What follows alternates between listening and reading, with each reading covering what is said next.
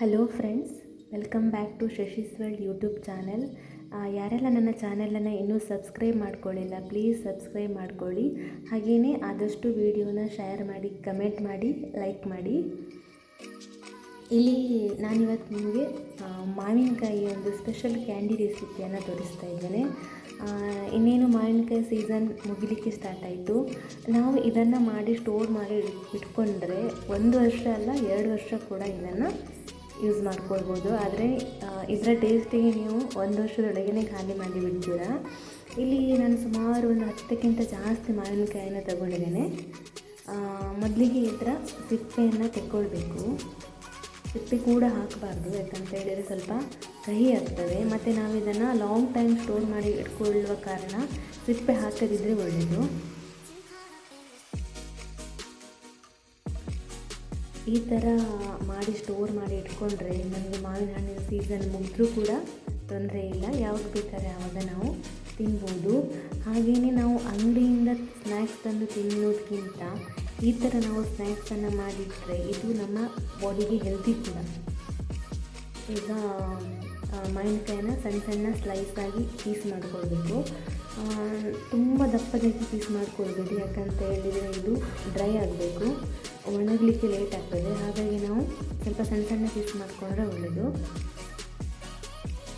ಈಗ ನಾನು ತೊಗೊಂಡಿದ್ದಂಥ ಎಲ್ಲ ಮಾವಿನಕಾಯಿಗಳನ್ನು ಸ್ಲೈಸ್ ಮಾಡಿ ಇಟ್ಕೊಂಡಿದ್ದೇನೆ.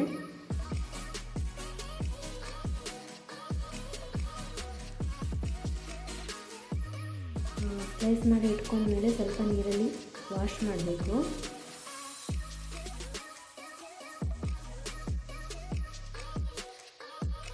ಹಾಗೆಯೇ ನಾನು ಗ್ಯಾಸ್ ಮೇಲೆ ಒಂದು ಪಾತ್ರೆಯಲ್ಲಿ ನೀರನ್ನು ಕುದಿಲಿಕ್ಕೆ ಇಟ್ಟಿದ್ದೇನೆ. ಈ ಮಾವಿನಕಾಯಿ ಪೀಸನ್ನು ನಾವು ಒಂದು 2 ನಿಮಿಷಗಳಷ್ಟು ಕಾಲ ಬೇಯಿಸ್ಕೊಳ್ಬೇಕು. ಜಾಸ್ತಿ ಅಲ್ಲ, 2 ನಿಮಿಷ ಕಾಲ ಬೇಯಿಸ್ಕೊಂಡ್ರೆ ಸಾಕು. ಹಾಗೆಯೇ ಒಂದು ಸ್ವಲ್ಪ ರುಚಿಗೆ ಸ್ವಲ್ಪ ಬೇಕಾಗುವಷ್ಟು ಉಪ್ಪನ್ನು ಕೂಡ ಆ್ಯಡ್ ಮಾಡಿಕೊಳ್ಳಿ ಬೇಯಿಸುವಾಗ. ಇದು ಬೆಂದು ಹೋಗಬಾರ್ದು. ಒಂದು 2 ನಿಮಿಷಕ್ಕೆ ಕುದಿಯುವ ನೀರಿಗೆ ಹಾಕ್ಕೊಂಡ್ರೆ ಸ್ವಲ್ಪ ಕಲರ್ ಚೇಂಜ್ ಆಗ್ತದೆ. ಅಷ್ಟೊತ್ತಿಗೆ ಗ್ಯಾಸ್ ಆಫ್ ಮಾಡಿಕೊಂಡು ಅದನ್ನು ಚೆನ್ನಾಗಿ ಸೋಸ್ಕೊಳ್ಬೇಕು ನಾವು.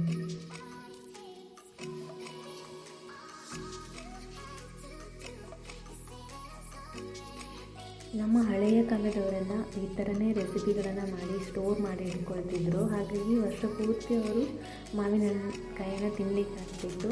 ಆದರೆ ಈಗ ಕಾಲ ಬದಲಾದಂತೆ ಇದೆಲ್ಲ ಮಾಡ್ಕೊಳ್ಳುವಂಥದ್ದು ತುಂಬಾ ಕಮ್ಮಿ ಆಗಿದೆ. ಒಂದು ಸಲ ಟ್ರೈ ಮಾಡಿ ನೋಡಿ, ನಿಜವಾಗ್ಲೂ ನೀವು ಮತ್ತು ಎವ್ರಿ ಇಯರ್ ಕೂಡ ಇದನ್ನು ಮಾಡಿ ಸ್ಟೋರ್ ಮಾಡಿಟ್ಕೊಳ್ತೀರಾ. ಈಗ ಇದು ಬೆಂದಿದೆ, ಸಾಕು, ಒಂದು 2 ನಿಮಿಷ ಬೆಂದರೆ ಸಾಕು. ಇದನ್ನು ನೀರೆಲ್ಲ ಹೋಗುವಷ್ಟು ಸೋಸ್ಕೊಳ್ಬೇಕು ನಾವು ಮೊದಲಿಗೆ. ಬೇರೆ ಪಾತ್ರೆಗೆ ಹಾಕ್ಕೊಳ್ತಿದ್ದೇನೆ ನಾನು.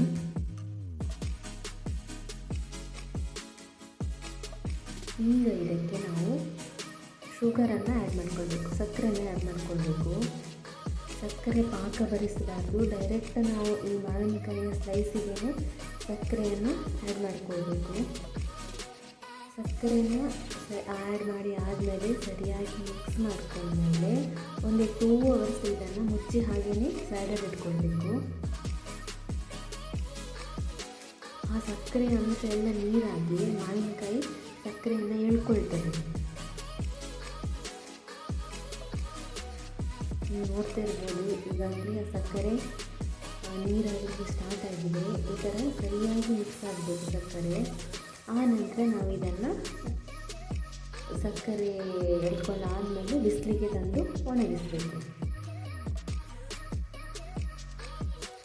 ಒಂದು 2-3 ದಿನದ ಬಿಸಿಲು ಬೇಕಾಗ್ತದೆ ಇದು ಒಣಗಲಿಕ್ಕೆ. ಈಗ ನೀವು ನೋಡ್ತಾ ಇರ್ಬೋದು, ಕಲರ್ ಚೇಂಜ್ ಆಗಿದೆ, ಇದು ಫುಲ್ ಡ್ರೈ ಆಗಿದೆ. ಈ ಥರ 4-5 ಬಿಸಿಲಿಗೆ ಒಣಗಿಸಿ ಆದಮೇಲೆ ನಾವು ಇದನ್ನು ಡಬ್ಬಿಯಲ್ಲಿ ಹಾಕಿ ಸ್ಟೋರ್ ಮಾಡಿ ಇಟ್ಕೊಂಡ್ರೆ 1 ಇಯರ್ ಅಲ್ಲ 2 ಇಯರ್ ಕೂಡ ನಾವು ಇದನ್ನು ಯೂಸ್ ಮಾಡ್ಕೊಳ್ಬೋದು. ತುಂಬಾ ಟೇಸ್ಟಿಯಾಗಿರುತ್ತೆ ತಿನ್ನಲಿಕ್ಕೆ. ಎಲ್ಲರೂ ಒಂದು ಸಲ ಟ್ರೈ ಮಾಡಿ. ಹಾಗೆಯೇ ಚಾನಲನ್ನು ಸಬ್ಸ್ಕ್ರೈಬ್ ಮಾಡ್ಕೊಳ್ಳಿಕ್ಕೆ ಮರಿಬೇಡಿ. ಇನ್ನೊಂದಷ್ಟು ವಿಡಿಯೋಗಳಲ್ಲಿ ಮುಂದೆ ಸಿಗೋಣ. Thank you all.